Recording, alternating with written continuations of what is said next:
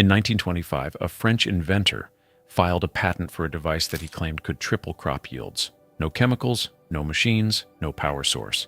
Just a simple copper wire and the invisible energy already flowing through the air above your garden. A British government committee spent nearly 2 decades investigating the results.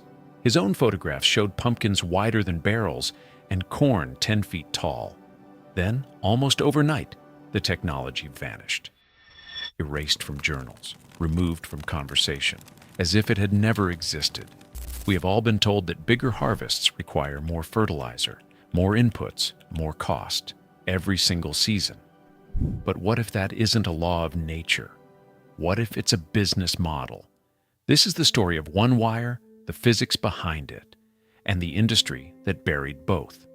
By the end of this video, you will understand exactly how it works, why it disappeared, and what you can do about it today. Justin Christofleau was not a scientist with a laboratory or a university behind him. He was an engineer, an inventor, a man who spent decades in the fields of France chasing one obsessive idea, that plants don't just need soil, they need the sky. He built strange devices, metal rods, spirals, antennas, and he staked his reputation on the results. On April 9, 1925, he filed patent CH118-648A in Switzerland, a legal document, still on record today, describing a system of copper and magnetic steel plates designed to capture atmospheric electricity and channel it into the earth. This was not a theory scribbled in a notebook. It was a published, verified, legally registered invention. Christofleau opened his experimental gardens to anyone willing to visit. He published books and pamphlets. The French press covered him sometimes with skepticism, but often with something closer to awe. His photographs ran in gardening magazines across France, cabbages nearly as tall as a person, oats 5 feet high, old dying trees that had, by his account, burst back to life. And then the British government took notice. British Electroculture Committee was established in 1918 under the Ministry of Agriculture. For nearly 2 decades, until 1936, it gathered field photographs, yield records, and testimonials. Its mandate was simple: separate fact from fantasy. What they found was inconsistent. Some trials showed promise, others did not. But the results were baffling enough that the committee continued for nearly 2 decades. Because the physics, at least, is not in dispute. Every patch of open ground sits beneath an invisible river of electricity. The sky carries a positive charge. The soil carries a negative one. Physicists call this the atmospheric potential gradient. On a clear day, the voltage difference between the ground and the air, just 1 meter above it, is around 100 volts. It is not lightning. You cannot feel it, but it never stops flowing. Plants already live inside this field. Their leaves and stems act as natural conductors. Their roots connect to the negative pole of what is, in effect, a giant natural battery. Every plant is already an antenna, whether we know it or not. So the question Christofleau was really asking was simple. What happens when you give a plant a better antenna? Inside every plant, there is a silent electrical conversation happening constantly. Roots, stems, and leaves transmit signals called action potentials and variation potentials. Tiny electrical pulses that travel through cells at the speed of life. These are not metaphors. Researchers have measured them with electrodes. They are real, repeating, quantifiable. When a tomato leaf is injured, an electrical wave travels down the stem in seconds, alerting distant cells to activate their defenses. The whole plant responds electrically before any chemical signal has had time to travel. Studies have shown that exposing plants to an external electrical gradient causes them to increase antioxidant production and switch on genes linked to resilience and growth. A few microvolts per meter is enough to trigger a chain reaction.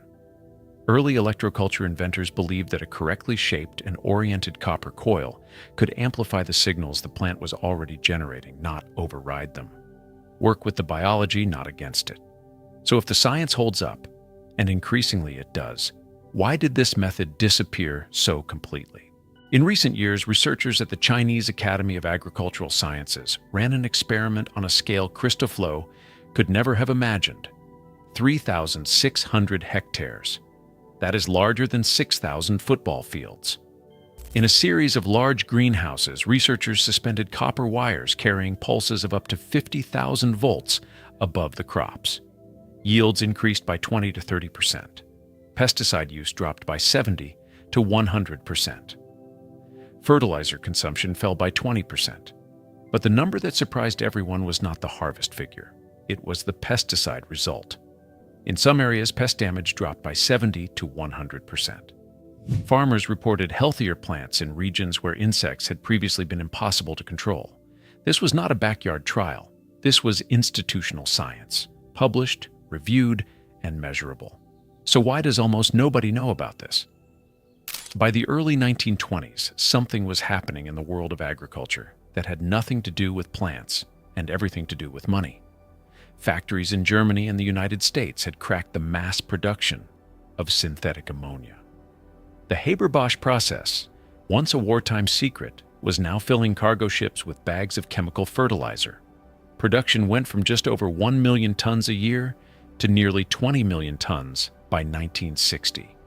The price per ton dropped from $100 to less than $30, and with it came a new business model, one that had never existed in farming before. Before chemical fertilizers, a farmer might buy a copper wire once and use it for a lifetime.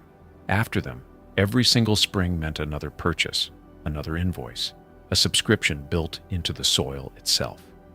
A method that worked permanently with a single piece of wire was not just an alternative.